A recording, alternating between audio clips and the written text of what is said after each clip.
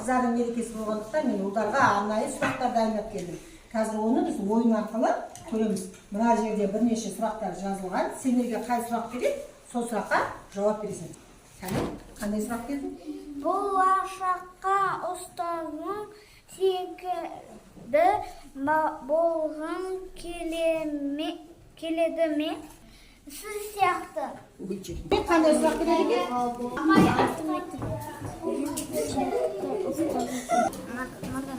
Маржан апай.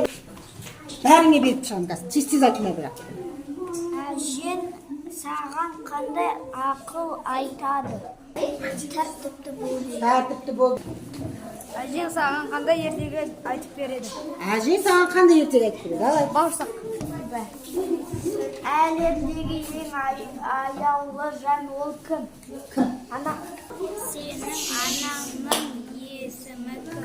Задина. Әжең саған қандай ертегі айтып береді? Бауырсақ. Саған дайындатын ең дәмді тағамың қандай? Бауырсақ. Қане анаңа не деп құттықтау айтатын?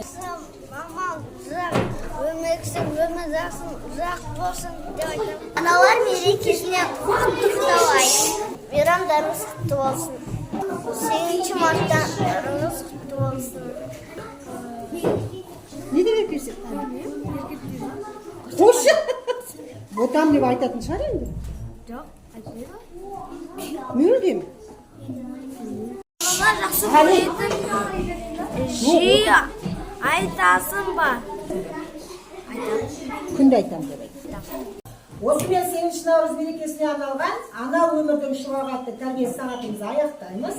Көңіл қойып тыңдағандарыңызға көп рахмет. Біз сіздермен қоштаспаймыз. Келесі кездескенше дейміз. Бірақ біздің балаларымыздың ана деп ән салам деген қорын қабыл алыңыздар.